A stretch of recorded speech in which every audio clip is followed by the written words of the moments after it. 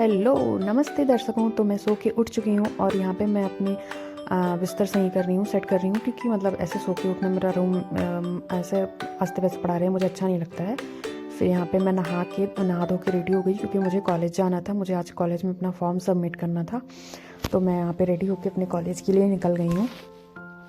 ये देखिए कितनी गंदी गली है गाइस, इसी गली से हमें जाना पड़ता है। बहुत ही अनहाइजीनिक गली है।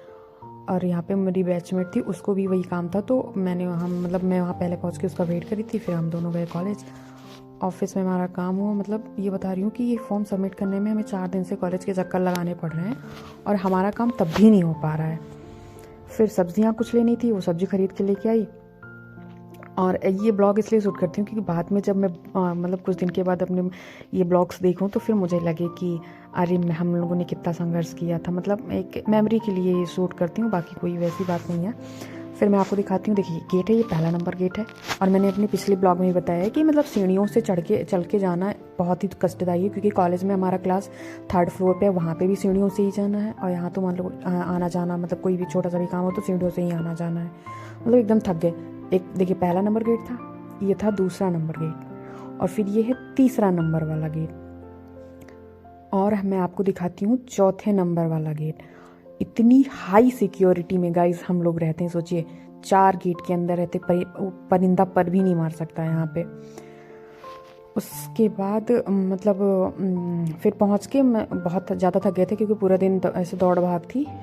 फिर मन में कुछ खाने की क्रेविंग हो रही थी, लेकिन थकान के मारे सो गई। फिर मैं उठी शाम को 6 बजे, चाय बनाई। फिर 8 बजे के आसपास मुझे लगा मुझे पराठे टाइप में कुछ खाना है, तो मेरे पास कुछ था नहीं, क्योंकि हॉस्टल्स में आप सबको पता है कुछ ज़्यादा चीज़ें रहती नहीं है। तो मेरे पास पड़ी थी मूली 3-4, तो मैंने सोचा कि लाओ मूली के पराठे बना लेती हूँ। और भर के जो बनते वाले नहीं, जो आटे में गूँथ के बनते, तो मैंने मूली के पराठे बनाए। और फिर उस समय मैंने रात में यहाँ पे मूली ग्रेट करी थी। मैंने रिकॉर्ड करने का सोच रही थी, लेकिन ठीक से हो नहीं पा रहा था।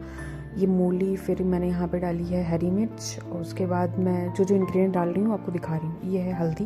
देखिए हम लोगों ने कितना छोटे छोटे डिब्बियों में अपना सामान इकट्ठा करके यहाँ पे छोटा सा किचन बनाया हुआ है। ये मम्मी ने दिया था धनिया और लाल मिर्च, मतलब भून के उसके बाद उसको पीस के, बहुत सूंधापन इससे आता है। उसके बाद और क्या डाला था मैंने, ये क्या है, ये है जीरा। हाँ ये जीरा है। और उसके बाद मूली मूली के डाइजेशन के लिए ये हमने डाली थी एकदम थोड़ी सी हींग। किसी ने कहा था अजवाइन डालने के लिए, लेकिन अजवाइन मेरे पास थी नहीं, तो मैंने सोचा हींग डाल देते हैं, क्योंकि हींग भी हमारे डाइजेशन के लिए अच्छी होती है। फिर ये रहा शुद्ध सेंधा नमक घर का, क्योंकि हमारे घर पे सेंधा नमक खाया जाता है। और यहाँ पे मैंने फिर इसको मिक्स करना शुरू कर दिया।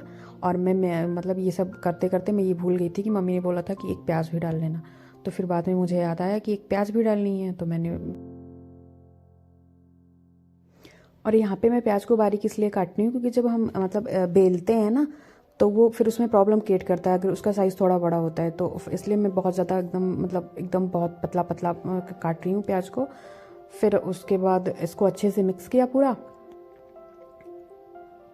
उसको मिक्स किया। फिर मैंने आटे को उसी में, गेहूं के आटे को उसी में डाल के पूरा नीड कर लिया। फिर उसके बाद हमारी किचन में थोड़ा लाइटिंग की प्रॉब्लम थी, तो वहाँ वीडियो इतनी भी सही से नहीं आ रही थी, तो मैंने केवल जब बनाते टाइम रिकॉर्ड नहीं किया, बस केवल ये पराठा बनाते टाइम बेल के आप सेक के रिकॉर्ड नहीं किया है।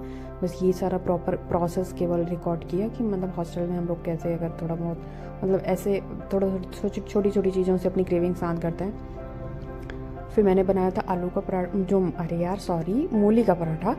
उसके बाद ये मूली का पराठा बहुत अच्छा बना था। फिर मैं चाय बनाई, और ये मूली का पराठा, अचार और चाय खूब अच्छे से एंजॉय किया मैंने, मन भर के को खाया। बहुत अच्छा बना था गाइस, सच में बता रही हूँ। अगर वैसे तो ऐसा वाला कोई खाता नहीं है, ऐसे हॉस्टल वाले बच्चे ही खाएंगे, लेकिन अगर किसी को भी ट्राई करना हो तो एक बार ट्राई करके देखना, बहुत अच्छा बनता है सच में। तो अगर आपको मेरा ब्लॉग अच्छा लगा हो तो please do like, share and subscribe my channel. Thank you. ये देखिए यम्मी से पराठे मेरे।